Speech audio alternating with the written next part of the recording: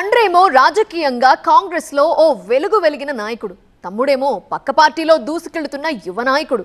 మరి ఆయన ఎందుకు ఎదురెదుతున్నారు? పదవుల సంగతి పక్కన పెట్టండి, బలమైన పొలిటికల్ బ్యాక్గ్రౌండ్ ఉన్నప్పటికీ కనీసం గుర్తింపు దక్కటం లేదట.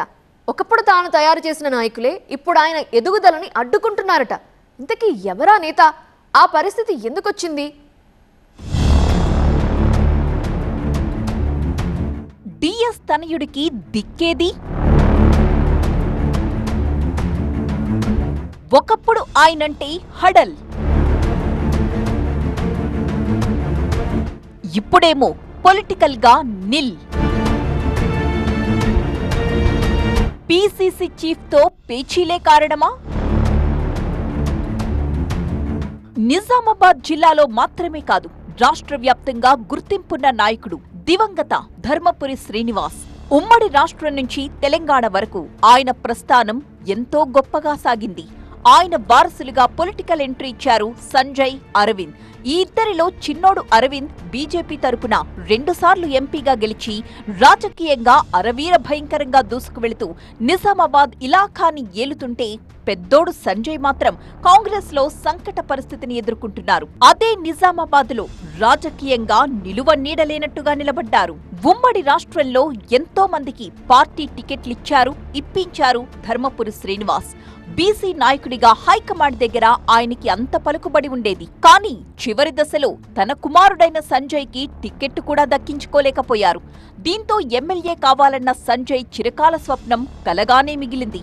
అప్పట్లో తండ్రి హవా నడిచినప్పుడు పార్టీలో మాస్ లీడర్ గా సంజయ్ కి పేరుండేది.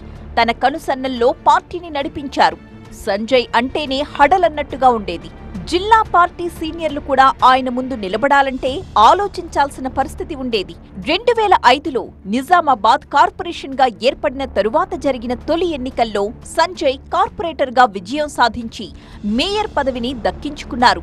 అలా నిజామాబాద్ తొలి మేయర్ గా రికార్డులకెక్కిన సంజయ్ ఇప్పుడు రాజకీయంగా గడ్డు పరిస్థితి ఎదుర్కొంటున్నారట. జిల్లాలో ఇప్పుడు పెద్ద లీడర్లుగా చెప్పుకునే వారంతా ఒకప్పుడు సంజయ్ శిష్యులే. వాళ్లే ఇప్పుడు ఆయన్ని వెనక్కి నెడుతున్నారట.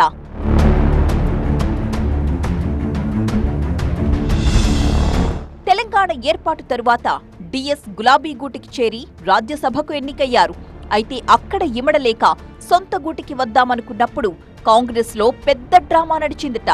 డిఎస్ సంజయ్ల రీఎంట్రీని కొంతమంది నాయకులు వ్యతిరేకించడంతో ఆ ప్రయత్నం అక్కడే ఆగిపోయింది.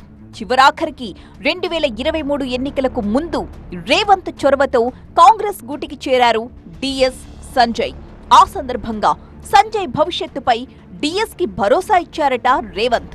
అయితే డిఎస్ మరణించడంతో సంజయ్ పొలిటికల్ గా మరింత సంకట పరిస్థితుల్లో కూరుకుపోయారు. అధికార కాంగ్రెస్ లోనే ఉన్నప్పటికీ ఏ ప్రాధాన్యత దక్కడం లేదట.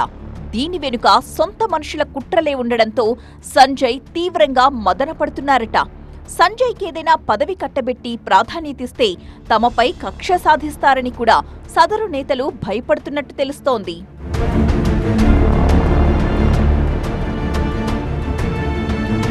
పిసిసి చీఫ్ మహేష్ కుమార్ గౌడ్తోనూ సంజయ్కి అస్సలు పడదు.